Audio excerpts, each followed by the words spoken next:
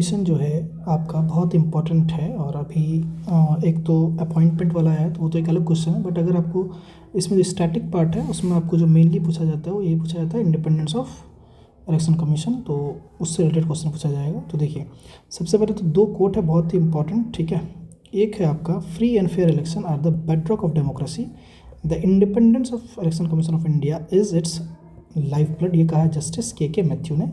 वहीं पे ये आपका है KY कुरैशी, जो कि आपका चीफ इलेक्शन कमीशन थे, उन्होंने कहा है elections are the bedrock of democracy and election commission's credibility is central to democratic legitimacy. तो देखिए, अभी SIR भी हुआ है, उसमें थोड़ा क्वेश्चन उठ रहा था, तो ये दो कोट आप रख सकते हैं। इंट्रो आपको अगर normal election Commission of India का करें, ध्यान बस ये रखना है कि इलेक्शन कमीशन ऑफ इंडिया जो है वो मेंशन है आर्टिकल 324 में, और इसका जो फंक्शन है वो है SDC, that is superintendents direction and control. ये आर्टिकल 324 में है, ठीक है। एंड पार्ट 15 का पार्ट है।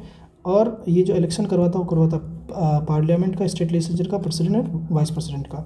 साथ ही साथ जो है आर्टिकल 329 जो है ये बार करता है जुडिशियल इंटरफेरेंस को, अनलेस अनटिल इलेक्शन पिटीशन के थ्रू आए। तो इसको लेकर के आप एक इंट्रो बना सकते हैं अच्छा खासा। उसके बाद देखिए, इलेक्शन कमीशन का एक जो है आपका क्या कहते हैं उसको, फंक्शन जो है उसको एक चार्ट के थ्रू दिखाया गया। तो इसमें यह है election Commission of India, voter हैं तो वोटर के लिए वो इलेक्टोरल रोल तैयार करता है, ठीक है। डेमोक्रेटिक प्रोसेस, आपका जो डेमोक्रेटिक इलेक्शन प्रोसेस है तो कंडक्ट ECI जो है इलेक्शन कंडक्ट करवाता है। तो वोटर जो है आपका, ठीक है, डेमोक्रेटिक इलेक्शन प्रोसेस के थ्रू अपने रिप्रेजेंटेटिव को इलेक्ट करते हैं, और फिर जो रिप्रेजेंटेटिव होते हैं वो लॉ बनाते हैं और गवर्न करते हैं पीपल को। तो ये आपको एक बनाना है। फिर आपको दिखाना है रोल एंड फंक्शन। तो देखिए, रोल पॉलिटिकल पार्टीज़ का क्या है, सबसे पहले तो पॉलिटिकल पार्टीज़ को डी रजिस्टर करता है, उनको रिकग्निशन ग्रांट किया जाता है, सिंबल अलॉट किया जाता है। वोटर की बात करें तो प्रिपेयर एन इलेक्ट्रल रोल, ठीक है, जो कि अभी हो रहा है SIR के थ्रू, ठीक है। थर्ड है इलेक्शंस में क्या क्या करता है। तो देखिए, शेड्यूल करता है, मॉडल ऑफ कंडक्ट लागू करता है, इलेक्शन को कंडक्ट करवाता है और डिक्लेयर करता है रिजल्ट को। साथ ही साथ क्वासी जुडिशियल पावर भी है, जैसे डिसाइड करता है डिस्प्यूट को, ठीक है, decides dispute, recognition of political parties and symbol, ठीक है।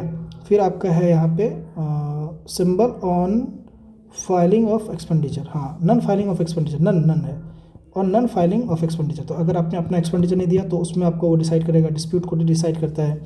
फिर आपका है डिस्क्वालीफाई, नहीं, पहले ये तो है आपका एडवाइस करता है प्रेसिडेंट और गवर्नर को डिस्क्वालिफिकेशन ऑफ MP MLA। तो अगर आपको करना तो इलेक्शन कमीशन ऑफ इंडिया ही जो लोग को एडवाइस करता है, और डिस्क्वालीफाई भी करता है कैंडिडेट्स को, ठीक है। तो डिस्क्वालीफाई यहाँ पे देख लीजिए, डिस्क्वालीफाई किया जाता है कैंडिडेट को on non filing of expenditure. अगर आप एक्सपेंडिचर अपना नहीं करेंगे तो आपको डिस्क्वालीफाई किया जाएगा। डिसाइड करता है डिस्प्यूट, ठीक है, और रिकग्नाइज करता है पॉलिटिकल पार्टीज़ एंड सिंबल को, तो उसमें जो भी डिस्प्यूट है वो है। और फिर फाइनली जो है आपका वो MP और MLA में जो भी आपका इशू है डिस्क्वालिफिकेशन का, तो वो रिकमेंड करता है गवर्नर और प्रेसिडेंट को। तो ये तो आपका हो गया रोल एंड फंक्शन। अब देखिए, हाउ इट स्ट्रेंथन कैसे करता है डेमोक्रेसी को। तो देखिए, सबसे पहले इंश्योर करता है फ्री एंड फेयर इलेक्शन, जो कि हमने बात किया था article 324 SDC, superintendents direction and control. Introduce करता है इलेक्ट्रल रिफॉर्म को, VVPAT EVMs, इसमें क्या क्या रिफॉर्म चाहिए, ठीक है, वो होता है। फिर है आपका मेंटेन करता है इलेक्ट्रल इंटीग्रिटी, कैसे, election error free erectile role तैयार करना, प्रिवेंटिंग फ्रॉड वोटिंग, क्या कहता है फ्रॉडलेंट वोटिंग। रेगुलेट करता है पॉलिटिकल पार्टीज एंड कैंपेन को, जैसे सिंबल, एक्सपेंडिचर को मॉनिटर करता है, मॉडल कोड ऑफ कंडक्ट को चेक करता है। प्रमोट करता है वोटर टुवर्ड्स अवेयरनेस, तो ये हो गया इम्प्लीमेंट स्वीप, या फिर तो एजुकेशन कैंपेन करता है। फोस्टर करता है पब्लिक ट्रस्ट को, transparent process reinforces legitimacy and confidence, ठीक है, जैसे आपका SIR है। अब तो ओवरऑल हो गया। कंसर्न क्या है, तो देखिए, कॉन्स्टिट्यूशनल लिमिटेशन है, लीगल लिमिटेशन है, एग्जीक्यूटिव लिमिटेशन है, और कुछ वर्किंग इशूज़ हैं। कॉन्स्टिट्यूशन में है एक तो क्वालिफिकेशन ऑफ इलेक्शन कमीशन, ठीक है। तो क्वालिफिकेशन में आपका इशू क्या है, क्वालिफिकेशन में इशू है कि ये सिर्फ आपका जो है सेक्रेटरी लेवल के ही लोग हो सकते हैं, जो कि एक आपका इशू है। Removal process, election commission versus chief election commission versus election commission. तो चीफ इलेक्शन कमीशन को प्रेसिडेंट रिमूव करता है, इलेक्शन कमीशन को चीफ इलेक्शन कमीशन ही रिमूव करता है। तो सिक्योरिटी ऑफ टेन्योर नहीं है। Not charge upon constitute fund of India, तो कहीं ना कहीं ये पार्लियामेंट पे डिपेंड कर रहा है एग्जीक्यूटिव पे। फिर नो परमानेंट सेक्रेटरी नहीं इसका, कोई भी काम खुद नहीं करा सकता, इसका स्टाफ नहीं है। लीगल में जाएंगे तो आपका डी रजिस्टर करने का पावर नहीं है, हालांकि आप रजिस्टर करने का पावर है बट डी रजिस्टर करने का पावर नहीं है।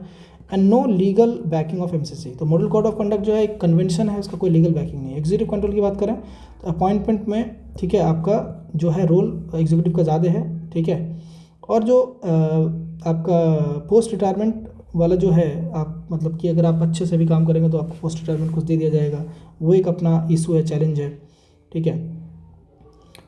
ओके, उसके बाद आपका अगर आप नॉर्मल बात करें तो एलिगेशन लगता है पार्टिशनशिप का, जैसे एमसीसी में जो आपके गवर्नमेंट के जो लीडर्स होते हैं उन पे कोई कार्रवाई नहीं होती है, अपोजिशन में ज़्यादा कार्रवाई होती है, तो ये एक प्रॉब्लम है। क्रिमिनलाइजेशन ऑफ पॉलिटिक्स, तो ये तो आपको पता ही है, क्रिमिनलाइजेशन ऑफ पॉलिटिक्स भी लगभग 44 या 46% जो है आपके एमपी जो है वो किसी न किसी क्रिमिनल केसेस से घिरे हुए हैं। Expenditure candidate versus political party, तो पॉलिटिकल पार्टी कैंडिडेट का तो आपका लिमिट है, लेकिन पॉलिटिकल पार्टीज़ का लिमिट नहीं है, बहुत ज़्यादा है। और ईवीएम वीवीपैट ट्रस्ट इशूज़ भी है, ठीक है। एक 4 सुप्रीम कोर्ट का जजमेंट है इलेक्शन कमीशन को लेकर। तो देखिए, एक तो आपका इंदिरा गांधी वर्सेस राजनारायण 1975 में, इसमें कहा था कि जो फ्री एंड फेयर इलेक्शन है, ठीक है, free and fair election that is a basic structure, ठीक है। फिर Mahinder Gill versus chief election commission जो है 1978 में, ये कहा गया था कि election commission has planetary power, ठीक है। तो प्लेनेटरी पावर आपको याद रखना, प्लेनेटरी पावर। फिर है आपका एसएस धनवा वर्सेस यूनियन ऑफ इंडिया, इसमें ये कहा गया था कि इलेक्शन कमीशन जो है it is not subordinate to government of India. वहीं Anoop Baranwal versus Union of India की अगर बात करें तो उसमें जो है आपका पीएम एक कॉलेजियम सिस्टम बनाया गया था, PM leader of opposition plus CGI, तो जिसको अनूप क्या कहता है, जिसको अभी जो है इस एक्ट के थ्रू 2023 के एक्ट के थ्रू सीजीआई को हटा दिया गया है वहाँ पे। कुछ सजेशंस हैं by election commission expert committee. तो देखिए, लॉ कमीशन 255 रिपोर्ट में कहा गया है परमानेंट सेक्रेटरीट हो, expense charge on constitute fund of India हो, पावर टू डी रजिस्टर, ठीक है, arbitrary removed in election commission, उसमें सिक्योरिटी होना चाहिए, साइमल्टेनियस इक्वेशन अच्छा रहेगा। फिर है remove voting for migrant workers, curbing money power and black money, link voter ID with Aadhaar. फिर है आपका totaliser machine MCC, legal backup, internal reform in political parties, law commission. Conclusion क्या है, election commission is corner stone of India's electoral democracy, ensuring the purity, transparency and credibility in election. To sustain democratic integrity, it must remain independent, impartial, and technologically adaptive. A robust, transparent, empowered election commission is essential for upholding the sovereignty of the people and the spirit of the constitution.